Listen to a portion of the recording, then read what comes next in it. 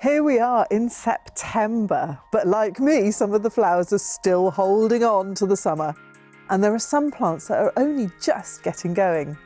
Hello, I'm Jane Moore and welcome to the September STIHL Garden Guide.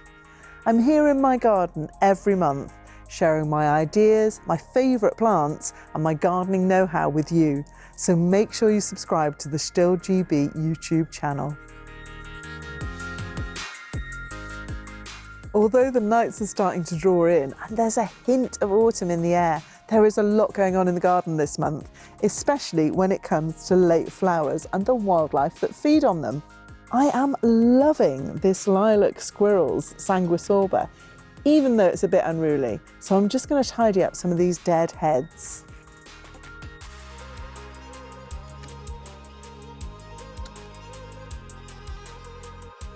But I can come back to this later. Now, let me show you some of my other favourites this month.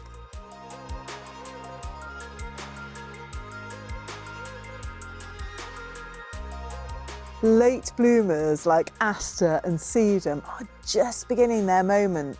These little asters have come on so much since I divided them in the spring. Both of these are brilliant butterfly plants, and this is the month that you might spot lots of moths and butterflies in the garden. And that's because the weather is warm and time is starting to run out for them to mate. Plus, there is so much late nectar around to feed them. The common butterflies you'll see in your garden are the white butterflies, and these are the small white and the large white, collectively known as cabbage whites, although that isn't actually their real name at all. You might also see a speckled wood, I love them, in a shadier spot, but it's the showier butterflies like the beautifully named painted lady that you just can't miss. If you haven't had much buzzing and fluttering going on, then plant a few butterfly magnet plants like scabious, which will flower all summer long, or perhaps a buddleia, which will bring in the later flowering glamorous butterflies like red admirals and peacocks.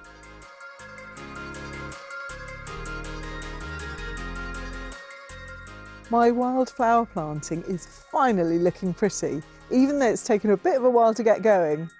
It was a really good way to fill in the space after I ripped out those horrible frostbitten herbs. And I really like some of the flowers, especially the marigolds, of course, and this rather marvellous melope. Even though melope isn't a native to this country, it's a brilliant plant for bees, and it has such a long flowering season, which makes it great value in the garden. And it's really easy to grow, which makes it a winner for me, so I shall collect some of the seeds later. But watch this space, because I think I'll probably replant more permanently in the autumn and winter. What to plant though? Have you got any suggestions? And how have you got on with these wildflower mixes? September is also a brilliant month to start planning ahead and really looking forward to next year. Doing the groundwork now will pay dividends for the spring and the summer to come. To start off, I'm collecting some seeds as lots of plants have finished flowering and I really want to cut them back a bit. These Hesperis or Sweet Rocket have had their moment and they won't flower again this year, but they have set some lovely seeds for me to collect and sow later. The garden birds have already been enjoying the seeds too, so I hope there are a few left for me.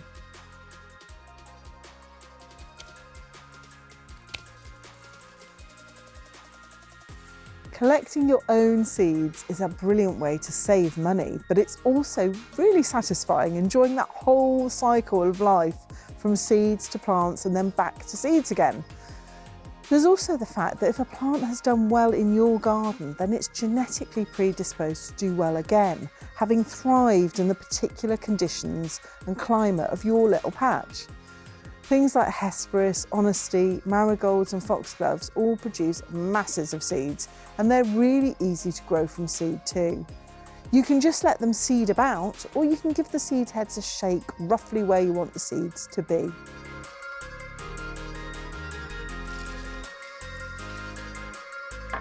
My list of favourite seeds is so long and varied. It's anything from poppy pepper pots and love and a mist crowns to enormous runner beans and tree peony pods. Let me know what you're collecting in the comments. If If you want to collect them to sow yourself, then pick a dry day, snipping off the pods and seed heads and then letting them dry on a saucer or a piece of paper to collect the tiny seeds. And if you want to store the seeds, then make sure they are thoroughly dry and then put them in envelopes or paper bags, not plastic bags though, as the seeds could go mouldy. And don't forget to label your envelopes too.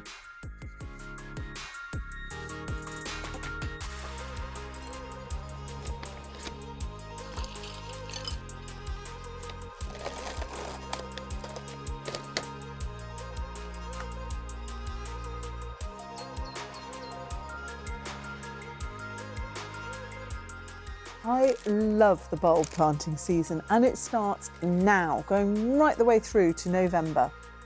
Bulbs contain all the promise of spring in one little papery blob.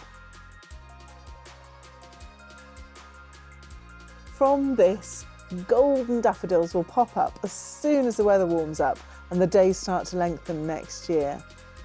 Daffodils and narcissi are the first bulbs to get in the ground or into pots, and they're the best value too, in my opinion, as they'll keep on flowering year after year. They're also very forgiving of soil and situation and will grow happily, even in part shade. They look great planted under trees. The crucial thing to remember is to plant them at 3 times their depth, so 3 times this bulb's height.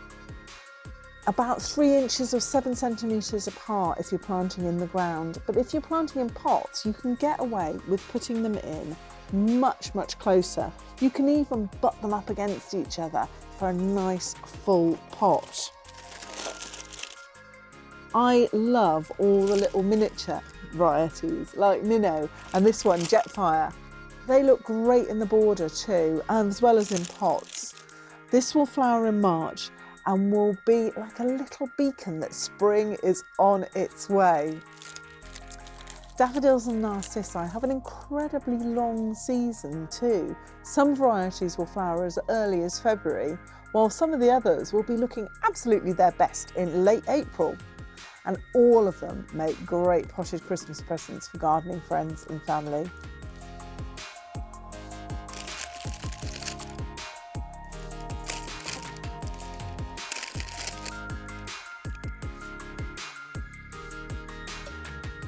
Cutting back around the garden, especially the edges, the shrubs, the climbers and the hedges, can be an absolute must this month, as the garden has this kind of final flurry of growing. And this is a really good time to do it, as most of the birds would have finished nesting this late in the season. You'd be surprised how late blackbirds and thrushes can nest though, so remember to have a quick check before you trim. I really hope you've enjoyed my September ideas for your garden. There's always so much to do, whatever the size of your plot. Have fun and let me know what you're up to in the comments, and don't forget to subscribe to the STIHL GB channel for more ideas in October. See you then.